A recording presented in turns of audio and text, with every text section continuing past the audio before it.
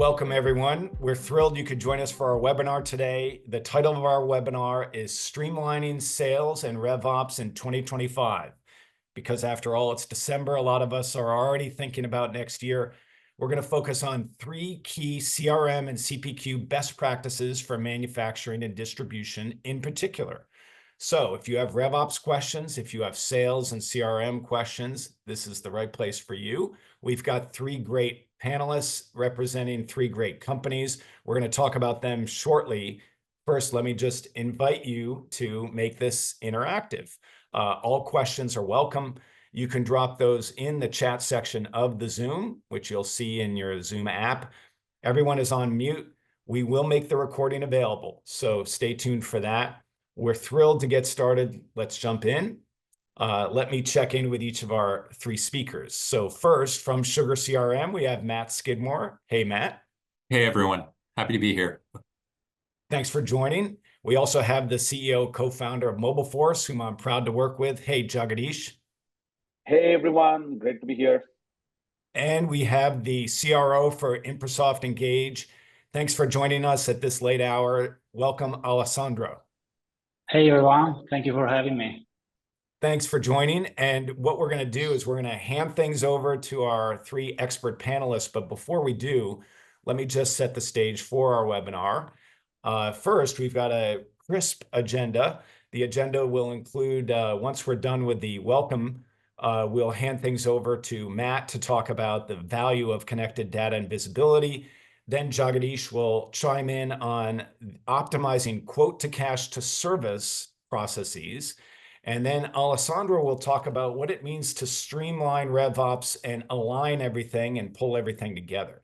So that makes for a nice complementary and comprehensive discussion. We will have a Q&A. So again, drop your questions in that interactive Q&A section, and we'll try to get to those. So let's get started. Let me just set the context for what we're talking about and why RevOps and why making your sales and sales processes efficient is so important. First, we've all seen and experienced the fact that inefficient processes and manual processes slow things down. In fact, 45% of all sales are cited as being inefficient in some way. Plus, we've seen that speed in response time was cited as more important even than price by B2B buyers. So we know how important efficiency and speed is, and yet we know how common it is that that does not occur as in an optimized way. And that leads us to this final point, which is almost 2/3 of all quotes, sales quotes, end without a purchase. So our goal here is to talk about what we in the marketing and sales tech sectors can do to make things more efficient and to improve the closing and win rates associated with our deals. With that, let me invite Matt Skidmore from SugarCRM to come in and talk about the value of connected data and visibility. Hey, Matt. Hey, Phil. Thank you for the introduction. My name is Matt Skidmore. I'm a solution consultant here at Sugar, and I'm going to highlight for you one of the key components that we see specifically in the manufacturing and distribution spaces. One of the best practices we see in those organizations improving and moving their whole organization forward from the sales side, right, all the way through to revenue operations, being able to report and understand where that revenue is coming from and how to capitalize on that. So our challenge that we see when we talk about connecting data, right, connecting perspective and connecting your all the data sources across your company really comes down to knowing that you guys work in a complex environment where you have multiple data sources, i.e. there's going to be an ERP, there can be a manufacturing backend platform as well. There can also be distribution management platforms as well. So there's a lot of different locations where this data lives in your organization. And that really becomes that first barrier, right? How do we bring all that together? And which leads us to our next challenge, which is that lack of unified view, right? Because it's in all these different places, we don't have the proper tools to layer it on top of one another to help us understand what is relevant, when it's relevant, and how to engage with it. That not only translates over from the challenge of managing your data in different locations, but that also translates over into inefficient processes. Because if your perspective of who an organization is, or how you need to engage with them, or your sales process and your revenue generation process, it relies on data from all those different locations. And so oftentimes the processes that you as an organization have to go through just to make sure you're providing the right services to the right customer become very complex, because you don't have one unified view. Phil, if we can go to the next slide. We really see this happening in organizations where you guys have, again, those more complex back-end systems. You have the ERP, they're focused on the transactions, they're focused on your invoices, order managements, payments, work orders that may come in, service orders that may come in. But really, at the end of the day, those views that you have of that data are really tailored towards the back office team, right? And to be able to not only unify this data, but present it in a usable context and a usable manner where your team can take advantage of it, that's where a tool like SugarCRM comes in. And as we move to the next slide, we'll see that challenge of having disparate data in multiple different locations. A solution is a tool like SugarCRM, right? Where we have the capability to not only unify those data sources, bringing the right pieces of information, but bring them with the right perspective. So whereas the ERP and the manufacturing and distribution tools are really focused on those back office teams, the CRM is going to be focused on that sales and revenue operations perspective, right? So it's now going to be presenting this information to the sales team in the manner and the context that they are going to find it valuable. So we see here that this solution, customer focused, collaborative, structured for your business, right? Externally focused as well as industry focused. I'm going to go through a live demonstration here with Sugar, and we'll help you really see how we can move, not just connect your data, but turn it into something that is useful and actionable for your sales team.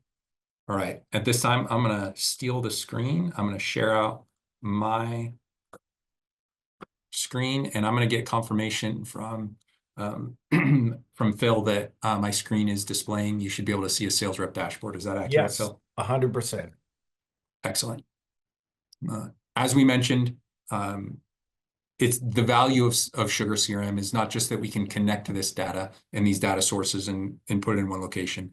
It's the action that we can and insights we can bring to your team to allow them to take effective and timely decisions, right? So we see this all the way from the beginning of your revenue journey with an individual as they come in as a lead, right? So we see Craig Knowlton here, and in one click, I'm able to pull up who Craig is, where he came from, any base information we have about him, calls, emails, meetings, notes. Although, oh, by the way, we also have AI layered inside of Sugar, right? So to give us things like predictive scores on those leads. And these leads, because you guys in the manufacturing distribution world, you have the same customers over and over again, right? They're not net new, but maybe it's a new product line that you're introducing to them, or a new opportunity. So we can manage leads both from net new customers as well as from those old reliable customers that do repeat business with you. We're seeing a complete snapshot of who this individual is. Not only that, but we have marketing capabilities, right? So that idea of going out and connecting with them. Did they open an email? Did they go to a landing page? Did they fill out the form? Did they fill out a request for a proposal? All these types of processes we can map here and help your business align them to how you go to market with your products, right? To ensure that your team has all the tools it needs from the sales perspective, right? To take the actions and interact with the right people at the right time. So from our lead, we can see all these things shared with us through multiple different ways, through reports like this funnel chart we see here, all the way to these smart lists that we see here. And as we move from a lead to an opportunity, we're presented with that idea of not only are we seeing and tracking now this lead in the specific project that we're looking at with them, we can see the revenue line items maybe that we've proposed with them. We can see their account history. We can see the related items. We also have what we refer to as AI summaries on both the opportunity records and on the account records. So in one quick glance, again, this goes back to it being focused on the sales organization and what they need to understand about the customer. In one quick glance, they see that, oh, here are the key participants in this opportunity. Here's the customer's intent. Here's a little summary of what we've been doing, what we've been working on, their pain points.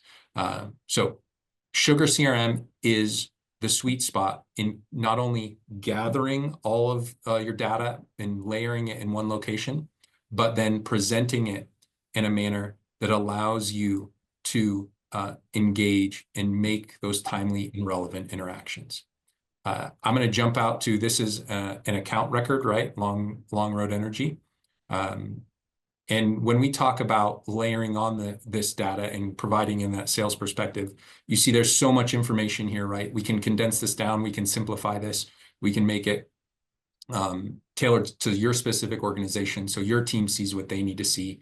If they do things, projects by regions, purchase history, all these opportunity metrics, all these key things we can bring into the CRM and layer it on in a way that makes your team efficient and effective. We also have what we refer to as Sales Eye. And again, this is more AI-enabled capability, whereas you guys that are the distributors and you have repeat customers and it's all about pricing and timing and volumes moved, well, guess what? This tool does an AI analysis over your whole portfolio, purchase histories for each individual account, and you can see where they're buying products and they're not buying, other lines of products. You can see ways to cross-sell, upsell, analyze that white space, ensure that you are engaging with them in a way that is both efficient and effective for them, but also is productive and profitable for you as an organization. There's so much great data and key perspective that we bring into the CRM, but it's not just about that we can bring this in, it's what do we do with it? And the last part that I'm going to highlight here really comes down to the reporting side. We saw the lead record, we saw the opportunity record, we saw that account record. These are all historical views of an organization, how we engage with them, how we're moving and improving our relationship with them. Now what we're seeing here is an enhanced forecasting tool that is unique to Sugar. And what I mean by that is this report right here, current quarter forecast changes. What this allows me to see is a waterfall of how my pipeline has changed. So those sales leaders and those revenue managers, right, being able to understand when I came in at the beginning of the week, my pipeline was at 4.32 million. Over that week, things changed, right? We had some leads come in. That's what we see here. We had some opportunities drop out. We had some revenue that closed one. And then at the end of the week, this is where revenue showed up. For you to have this type of clarity is extremely powerful. And it's not just oh, that's nice on a chart. I'm able to drill in and see this report from a more detailed manager's perspective. And I can understand, hey, in just this that downturn that happened in my pipeline, where did all that, why and where did it all come from, right? Did it leave? I can see what sales rep of mine owns that specific component. I can see which opportunity it was, and I have access to a whole bunch of key metrics and slicers. I can look at the age, for instance, right, of an opportunity. And I can see, oh, hey, here's my average age. So this one was out there a really long time. It was probably slowing down my funnel, right? So there's a lot of depth and perspective that we're bringing to this trend analysis, specifically from that revenue ops side, funnel velocity, right, and revenue conversion, tying all of these key actions taken by the sales team and interactions with that customer back to how does it actively affect our revenue intake as an organization. I will pause there and get ready to pass it off to Jagadish Great.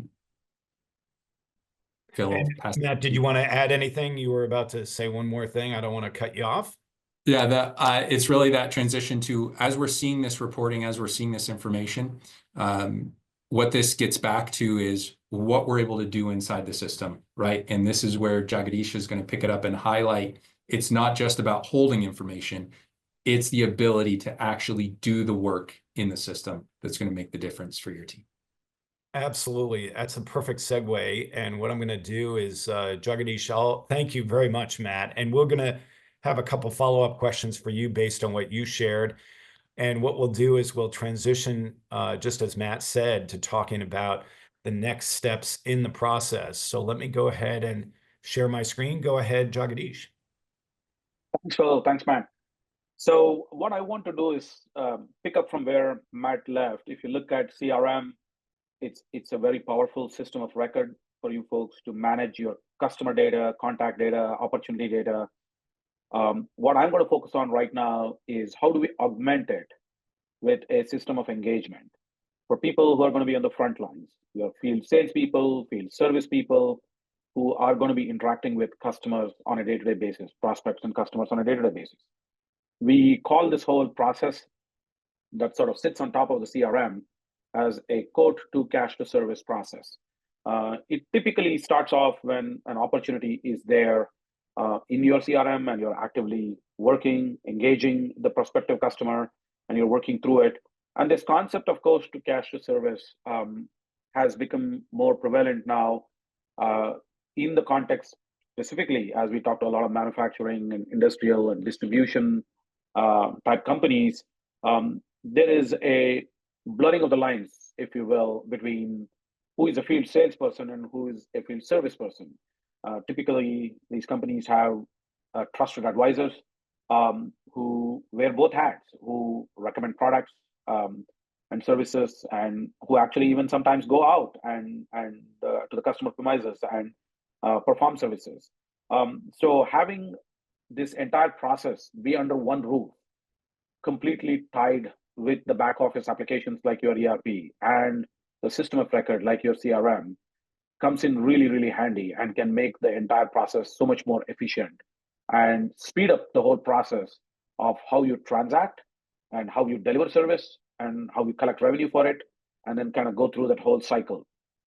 I wanted to kind of illustrate that in the context of one simple example. One of our customers is sort of a distribution company that distributes sports equipment. They not only sell them, but they also install them and they repair them and they service them, right? So in their case, this quote to cash to service is an important aspect. Instead of having multiple different tools to perform different aspects of the workflow, they were looking to augment their system of record, CRM, with a set of capabilities from a customer engagement perspective, on a day-to-day customer engagement perspective, starting all the way from how do you engage with customers during a pre-sales or the buying process, and help them through that, make the decision quickly, and then move to contract and move to delivery of service and installation and scheduling of those services and completing those services, and then on an ongoing basis schedule things like inspections and repairs and all of that. So this is a great example of what that connected data, having all of that under one roof, and also having all of these processes under one roof in terms of going from quote to cash to service, can deliver in terms of outcomes. Pretty significant outcomes delivered here in terms of key metrics they look at is speed to contract metric.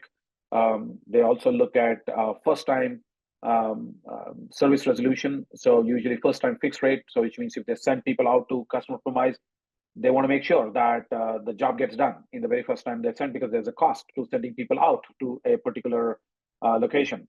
So these metrics across the board, we've seen pretty significant improvements with this system in place. Moving forward, go to the next step.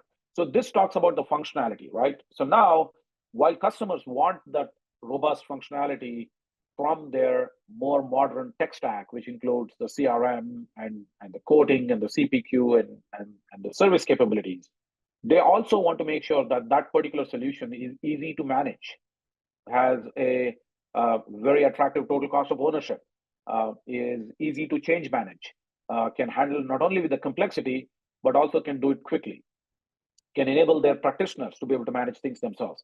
So there is a strong desire in the market that we've heard from customers where more and more they want not just SaaS for the end users, but they also want SaaS type benefits for their administrators, especially RevOps and Sales Ops practitioners. They don't necessarily want reliance on a lot of coding and programming and custom work that needs to be done over a matter of months to be able to roll out new things. They want an agile system. They want something that they can manage themselves, and but that can be augmented as needed with anything that might require a deeper IT involvement. These kinds of things are specifically related to things that are very common in sales enablement around managing things like approval rules, managing configuration options for their product, or pricing rules and bundles. These are kinds of things that sales operations teams who are very close to their sellers would like to manage it themselves. They want a tool set and a platform to manage it themselves. And so this is sort of an administrative requirement that I'm speaking to here, which goes hand in hand with not only providing robust functionality, but also providing a capability to manage it very easily. So moving to the next slide, it talks about when I mean SaaS for admin, what does that mean? That means putting the power in the hands of RevOps analysts, business analysts, where they can manage product rules themselves. They can go do drag and drop, click and drop kind of interfaces where they can actually go set up new rules, new product rules, or pricing rules, or approval rules, create seller experiences without having to do any kind of coding. These are the kinds of things that enable rapid change management. And this is kind of what the market needs, and this is the kind of thing that we have been innovating and bringing to market. Let's sort of see this in action, a couple of these things in action, right? So let me share my screen here, and I'll pick up kind of where Matt left, and we can go from there. So I'm going to share my desktop. Just give me an audible. This is coming through okay? Yes, absolutely. Looks good. All right, great. So you see, I'm right now in SugarCRM. I'm working on opportunities. I'm working on a particular opportunity and a deal. And right from here, I can go into either a quoting workflow or a service workflow. So as I go into a quoting workflow, I can go and create a new proposal. I can go into that particular opportunities proposal. Things get automatically populated. And this entire experience can be tailored very easily by sales operations and RevOps teams by using just the administrative plane under setup, where they can manage their price books, manage their templates, manage their user interface layouts, approval groups, and all of these things. Everything that I alluded to there can actually be done right here very easily themselves. Does not require any kind of coding. Now, what does that mean in terms of seller experience? It means that they're able to craft a seller experience and a workflow that adapts to your routes to market, your sales workflow, not the other way around. It means adoption is high. People are comfortable going through a quoting process because it seems very familiar to what they've always done. The tech stack has adopted to what they need in terms of the information they need to see as part of their sales workflow. It adapts to their business, and that makes it so much more easier and faster for them to go through the whole process. So if I go into a quote, I can add additional line items, I can add service items, I can sell products, I can sell services, I can work with multiple currencies and different price books. And the system is intelligent enough to automatically populate what it needs to populate, depending on what it knows about the particular customer, the customer attributes, or the deal attributes. And that's where a lot of the AI aspects come in as well. Products that can be recommended are pre-populated. Service items that are recommended are pre-populated. Products can be straightforward products, standalone products. It can be configurable products where you can click through and provide additional attributes and add bundles with sub products and things like that. So very easily you can go through in a matter of minutes what used to take a lot of time, where you have to swivel chair between multiple things and put it all together. Sometimes manually. We've seen people still do it manually in Excel spreadsheets and templates. You could do this now very easily without ever leaving leaving the auspices of your CRM user interface. It's fully integrated. It knows who you are as a seller. It has single sign-on, bidirectional integration.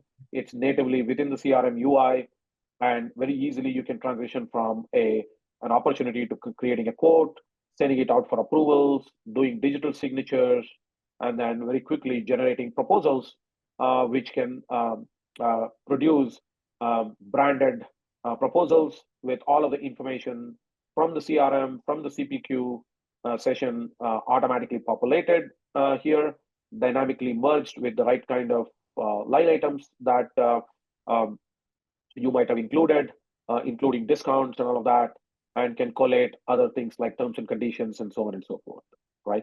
So once you have all of that, it can complete the loop by writing it back into your opportunity in the CRM, and all the line items show up, and that goes into the forecasting that Matt was showing. All of those charts that you were showing, all of that information automatically gets updated with the quotes and orders that you place.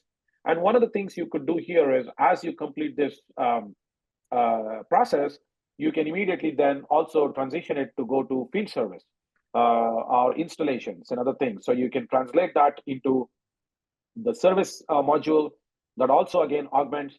It will automatically create jobs that you need to do in the field, whether it's once the contract is closed, you need to send somebody out to install, somebody out to service an equipment. It will automatically create a project and a work order and assignment of jobs to different people. It can schedule them in the calendar. It'll give them a map view so that back office teams, service teams, operations teams can see where the technicians are and how they allocate them to manage service throughput and efficiency. They can manage resources that they have.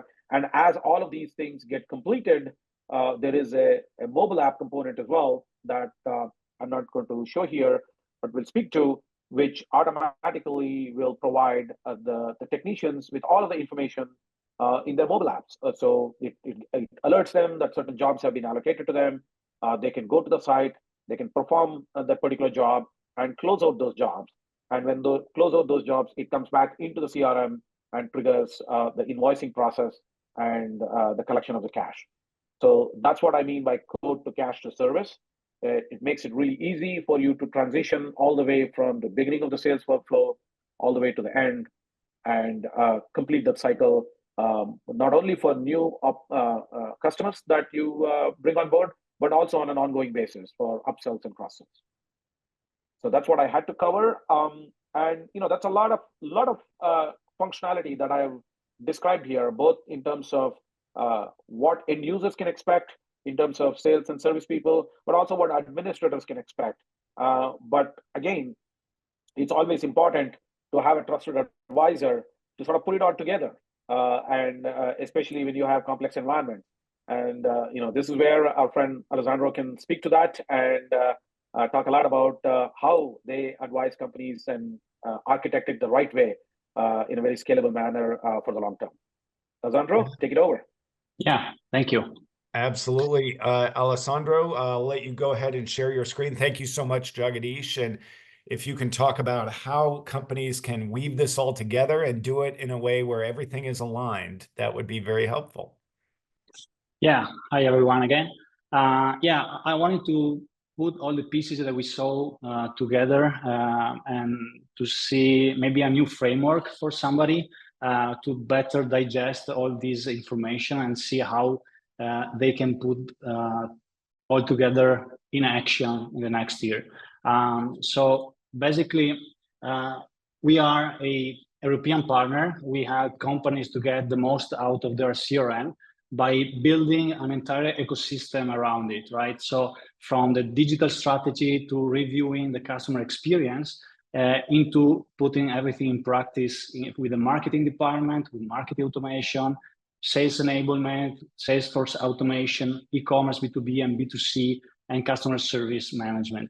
All this together is called RevOps, revenue operations, meaning putting marketing operations, sales operations, service operation together in a more enlarged team that take care not only about efficiency, internal efficiency, but they start from the expected customer experience. So why should that matter to you today?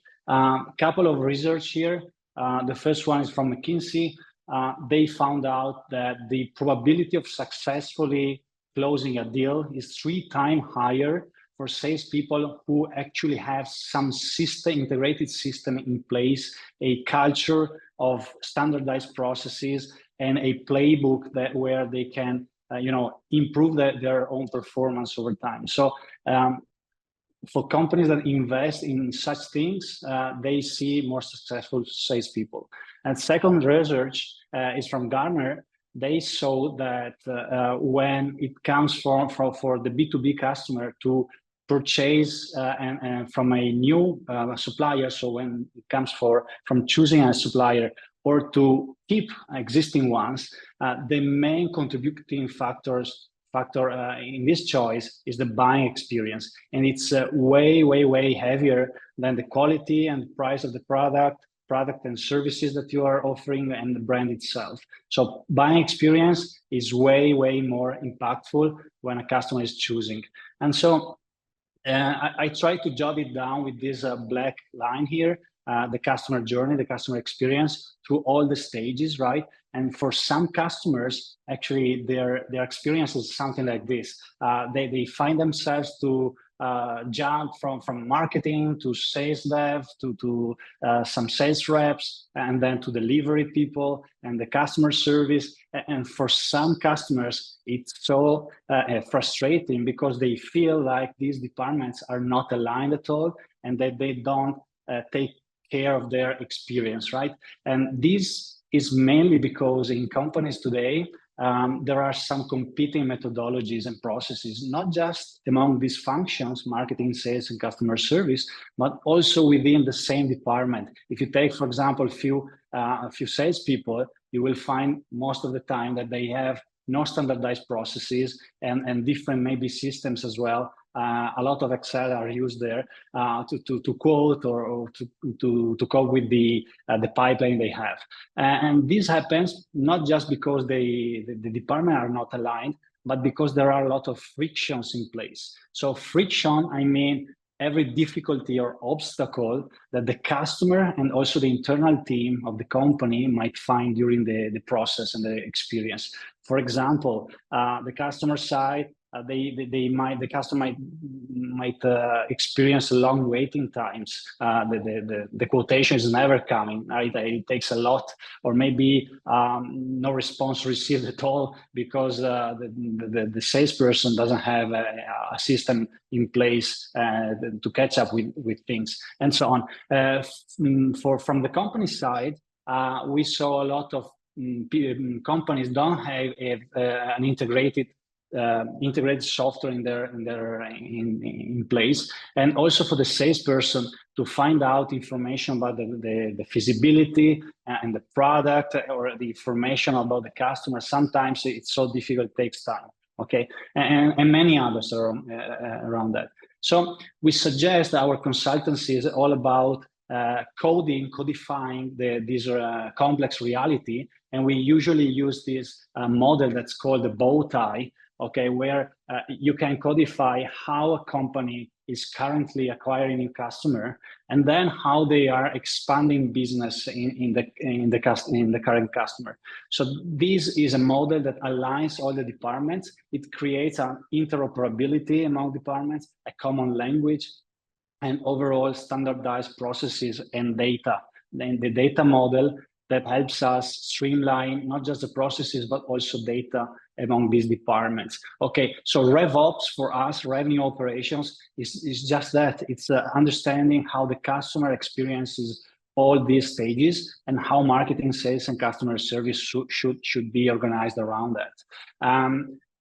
When you have the bow tie in mind, and also you put down in your company as well in the CRM, you can measure every stage of the customer acquisition and then also every stage of the customer expansion, right? So volume metrics, conversion metrics, time metrics, how much time does it take from stage A to stage B, and so on.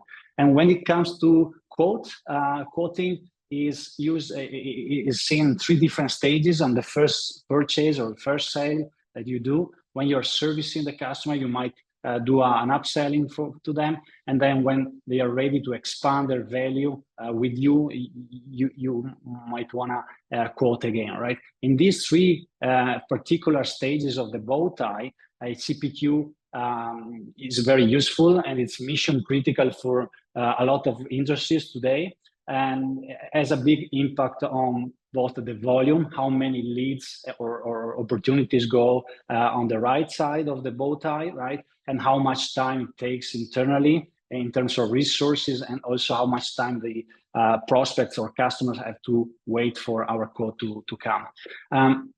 So from our experience, I wanted finally to share with you 6 big improvements that we saw in businesses when a CPQ is in place, and also McKinsey did a lot of research about it. So the first impact that we can tell is the quoting speed is improved, right? Speed is critical. It's the number 1 compliant among a lot of decision makers when they are waiting for a quote to come. Second impact is the relationship, right? Your salespeople are less prone to error, mistakes, and also the faster you are, the more satisfied your customer will be. And also operational efficiency gain with the CPQ, with streamlined and automated processes and information, you can be more efficient. And lastly, the last slide is about risk reduction, for example, another of the improvements. So both because when there is no clear quoting process within the company, you might miscalculate some stuff that the delivery then get angry about. But also from a customer side, if they are gonna wait too much for your quote to come, the decision making as well will take a lot of time. And we know time kills deals, right? And so we want to be faster. If you have a CPQ and you are fast in quoting, that might be also a competitive advantage that you have against your competitors. And lastly, and I think more important, your salespeople with a CPQ and a CRM well integrated together, they can really spend more time where the value is, so with the customer. And sadly today, the statistics show that the average salespeople spend only 36% of time in direct sales activities, because everything else of the time, every part of the time, remaining time is about administrative tasks, right? And so that's what RevOps is in a concrete way, helping customers having a better experience and streamline the processes within the company. So thank you. That is great. Thank you so much, Alessandro. Let me go ahead and why don't we invite all of our panelists back in, and we'll pick up exactly where Alessandro leaves off. By the way, that is an amazing stat that only 36% are spending their time on direct sales. So clearly one of the goals is to improve that. Let me just recap what we just heard. And what I'm going to do is we just heard from Alessandro about that streamlining. Here's as we move to the next slide, we really heard 3 pieces of the puzzle, and we talk about the 3 best practices for CRM and CPQ. The first, we heard from Matt talking about the value of connected data and visibility. Second, we heard from Jagadish talking about optimizing not just quote to cash, but quote to cash to service processes, especially for manufacturing and distribution companies. And third, we just heard from Alessandro about streamlining RevOps and making sure that all your processes, people, and data are aligned. So with that, we do have some questions. And if you, the audience, have questions, you can still have time to drop them in. But let me get to some of the ones that we have here. The first, I'll start with Matt. We have heard a lot about the different hurdles and different types of situations that companies face. Can you maybe highlight, every company is different, especially mid to large size companies, and especially manufacturers and distribution companies. are there some challenges or questions you're starting to get more than ever from these types of companies about their CRM, about their sales processes that you typically wind up focusing on? What are some of the key questions you're hearing?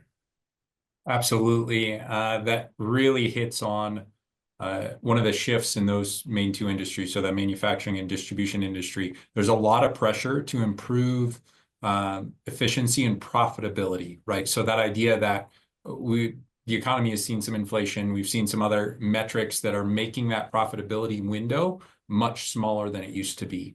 And so they'll look at tools like SugarCRM, like Mobileforce, as a way to help them streamline their current processes or current quoting capabilities, to really try to maintain their efficiencies and meet that profitability window that they have. How they do that, every company is different, right? But it really comes down to a couple key things. Most always, they have a legacy process and a legacy platform that is very complicated for them to use. And so what it does is it limits volume and speed that they can do a quote, that they can price with the right margins at the right times with the right customers. And so what we see in frankly, what SugarCRM and Mobileforce excels at is helping those organizations take that old legacy process, map it into a new process that aligns with the new capabilities that these platforms have, so that they can be more efficient and quicker with their quoting. And then on top of that, really dial in their pricing and how they engage with each different customer. So that's our perspective. I know Jagadish has some other perspective as well that he can add. Absolutely. That's a key point about that efficiency. Jagadish, do you want to comment from the quote to cash to service perspective? What are you seeing and hearing? Yeah, those are all good things that Matt pointed out. I think one of the areas we hear is just a handoff between sales and service. That's certainly something that we see. Something tools or platforms to help them make it better, right? There's always sort of a knowledge gap that happens between what salespeople kind of work with the prospects to craft and sell, and eventually kind of what gets sold, and then eventually what needs to get installed and delivered, right? So having all of those pieces under one platform and having all those stakeholders have access to the same information, and the system automatically moving that information from one to the other will go a long way, all right? So you don't have issues there. The other thing that's also very important is, especially in this particular manufacturing, distribution, these kinds of verticals, one of the things we've seen also is just ensuring that a system can catch any kind of incompatibilities with respect to either product configurations or pricing, discounting, and other kinds of things, or even things like inventory, whether something is available in stock or not, as early as possible. Because one of the issues that you run into is that we've heard is people have quotes that may not be quite accurate, that has come out of a system just because somebody missed some step or somebody overlooked something, and either they have line items that are not compatible with each other or something like that. You could also have quotes that are not fulfillable. So you want to make sure you avoid that, because that will get routed back into the deal desk and it delays the whole process, and you kind of have to go fix it, which also has an impact on customer satisfaction. So that's one of the challenges that we've seen, to make sure that they put a system in place that is intelligent enough to catch a lot of these incompatibilities ahead of time, and really give the confidence to the CRO and the CFO that every proposal that is coming out of the system is accurate and fulfillable and compliant. And I think that goes a long way as well. So those are two things that we've seen. There are a number of other things which I would kind of put under the bucket of data integration, where typically what happens in the quote to cash to service process is not all the data that people need, the stakeholders need, is under one roof, is under one place. A lot of it is in CRM, but not all of it is. Sometimes it may be in other back office applications that are complementing it, and could be your ERP, could be your some other system, and enabling real-time connectivity and data integration, where that information can be looked up in real time and used in the context of quoting decisions and servicing decisions, goes a long way in making sure that that process is efficient. So that's another area that we've seen as well that people want to improve on. Yeah, that's well said. And I liked your point about accuracy and compatibility and compliance. I know we've each heard those questions come up. Let me transition to Alessandro. Again, Alessandro, thanks for staying up at this late hour. We've got a question for you. Before we ask it, let me just remind everyone that you can reach each of the companies represented here today. Here's their information. I'll keep this up on the screen as well. Alessandro, from your perspective, when you had a great quote, you said, "Time kills all deals." When you are approached by companies that understand that their sales processes have issues, there's inefficiencies there, what do you do to help them evaluate their needs so that they can make decisions and procurement decisions that are best for them, and how they implement it in a way that stays aligned in the way that you talked about? What do you recommend? Yeah, so thank you for asking that, because sometimes when you talk about RevOps, it feels overwhelming sometimes, right? Because there is a customer experience, marketing, sales, all these people together, and they should agree and change something. So we designed a way, we call it RevOps assessment. And actually, every customer, every company can do autonomously that. Of course, if you have someone from outside can ask questions, can view things in different ways, so it's always useful. But usually what we do is that we gather together people from different departments, from marketing, sales, customer service, product, sometimes also finance, and the board, and they are put in front at the bow tie, and we cut into pieces the process. First, we design together the customer experience. How is the customer experience today, right? We start from the customer first. Then we see all the frictions that these customers are experiencing today. Then we look into the internal processes, marketing, sales, customer service. What are the processes that are sustaining, and if they are sustaining or not today, that design the customer experience, and what are the internal frictions? Second step. Third step is, what KPIs should we measure to see if we are in the right track or if we need to improve something? And the fourth step is data model. What data should we keep track of from the beginning to the end of the bow tie? So meaning the CRM, CPQ, ERP, and whatever solution. And just at the end of it comes the technology. So technology is very important. It's an enabler, but comes after you understood this customer experience, processes, KPIs, data models that you want to have. So really, technology is an habilitator, and it's a mean to a better way of doing business. So that's our approach. That seems like a very smart approach. And I like that bow tie reference, which seems to be a really good analogy for that analysis.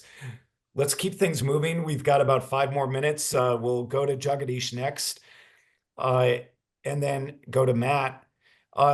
You talked a lot about compliance issues. There's also approvals issues. There's complexity. There's unique challenges when you're in the manufacturing or industrial or distribution sector. Do you want to maybe highlight just how complex types of issues have you and Mobileforce been asked to support? Are there some examples of both size and unique challenges that you've had to address? Maybe you could speak to that a little bit. Yeah, absolutely. Complexity comes in a couple of different ways, right? One is just some customers we work with, just the sheer size of product catalogs and pricing matrices they have. It can run into hundreds of thousands of SKUs.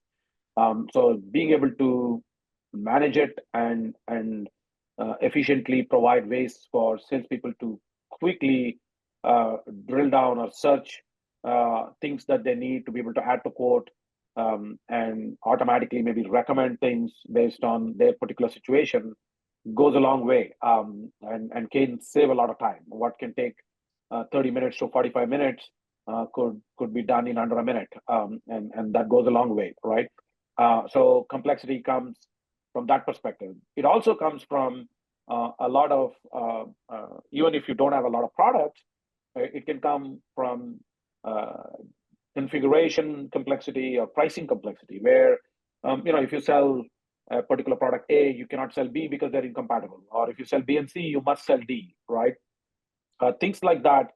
That if the system can keep track of it and automatically correct, and then what you get out is always accurate, and it doesn't rely on the salesperson potentially having to know every intricacy, every corner case. And it also helps for sales organizations to scale better, because you'll always have new people joining, and helps them ramp up quickly, helps them be productive quickly, because the system is doing most of that work for you. So from a compliance perspective, a lot of that is goes to really kind of putting out quotes that are following best practices, right? Such as they're putting together not only the quotes in the proper way, but also discounted to the proper levels. And again, if they do not know how to discount or what to discount, the system, if it can recommend based on either past history or types of customers or types of channels and all that, that would go a long way, right? So those are some elements there. We have worked with customers with different types of complexity and compliance requirements across the board. There are some customers who require multiple levels of approval, for example, where they need approvals by just their sales managers, but they may also require approvals from other parts of the organization, whether it is management, or whether it's even their factory shop or operations people, because there are some elements of the proposal that some other people need to approve on, and they may all need to follow an escalated path. So the multiple levels of approvals can get fairly complex, based on product lines, based on customer types, and all of that. So that's another one that we've come across. Just some handful of examples of what we've dealt with. Makes total sense. And those are some good examples. Let's transition that back to Matt, and then we'll go to Alessandro, and then we'll wrap things up. So this will be the last question, which is, Matt, you just heard about some examples of complexity. I know some of those resonate with you and with SugarCRM as well. As a company approaches Sugar and wants to get started, maybe they're already with another CRM and they're transitioning, how long does it take for them to work with Sugar to do a full evaluation of their needs and make sure that they're making the right decision typically? And what are maybe 2 or 3 steps that you like to take to make sure that their solution and implementation will be optimized for them? Yeah. So as we mentioned, right, with the levels of complexity, that dictates a timeline, right? Because our team and our platform, and this is one of the beautiful things about our team and our platform, is we have the ability to start very simple, right? We can start with the crawl phase, right? If we talk about a crawl, a walk, and a run phase, and as Alessandro mentioned in some of his methodology and how they move a business through those different levels of maturity, it really is key to know where you need to start from, right? As well as having a picture of what does an end product look like. So what our team really works on, and for us, it's weeks, not months, right? But it's going through several meetings to set that scope. Hey, what are we going to focus on in this very first phase? And our best practice, right, is always to understand what things are most important for the organization right now. Start with those wins, get those implemented, get them adopted by the organization. And then we always know we have a roadmap of where we're going to go in the future. So for Sugar, right, something like that looks like 6 to 8 weeks to really get that initial phase and to get our team going. And then as we move, as that gets adopted and integrated into the organization, then we look at our continuing phases. I like your illustration of crawl first, because often companies that are dealing with complexity, that are mid to larger companies, will want to ask those questions and evaluate that. So that's great you offer that. Alessandro, you guys are experts at implementing optimal solutions. Do you offer a crawl phase, an evaluation step that companies can work with you as they're wanting to consider their options? Oh, and you're on mute. Yeah, sorry. Thank you, Rob. So yeah, of course. So time is very important. You don't want to make an assessment now and start using the system in 2 years, right? And so both with SugarCRM and Mobileforce, we have great partners and great software to be quick in the implementation.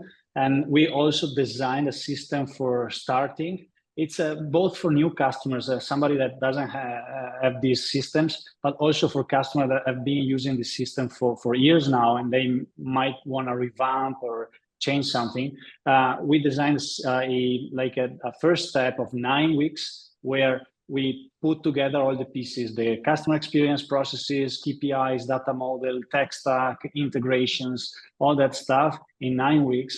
And we create a roadmap with the customer to choose what's the best pathway for them, if they want to run, if they want to crawl, and so on. And usually it's very powerful, it's very impactful, and creates also a lot of engagement in the people, because you need to have internal people of the company very engaged. And with this workshop of 9 weeks or less week, we really get excitement around the new changes and what's coming, and so the project itself is more smooth and also quicker, right? And so yeah, it's very important that. Absolutely. I like your point about engagement. I think that's a perfect way to leave off and wrap things up. Engagement is key, not just with the folks making the procurement decisions, but also with the other stakeholders and making sure that's fully evaluated. And obviously, you can reach each of the companies here through the information that we have. If you have other questions, feel free to reach out to them directly. I want to thank a number of folks. I want to thank all the folks that joined. I want to thank all the folks on both Impresoft Engage and SugarCRM, including Nicole and Matt Merrim. Thank you both. I want to also thank our panelists, and especially Alessandro, who stayed up at a late hour in Italy. Thank you, Alessandro. Thank you, Jagadish, and thank you, Matt. Absolutely. And we look forward to seeing you at our next event. Thanks, everyone. Have a good day. Thank you.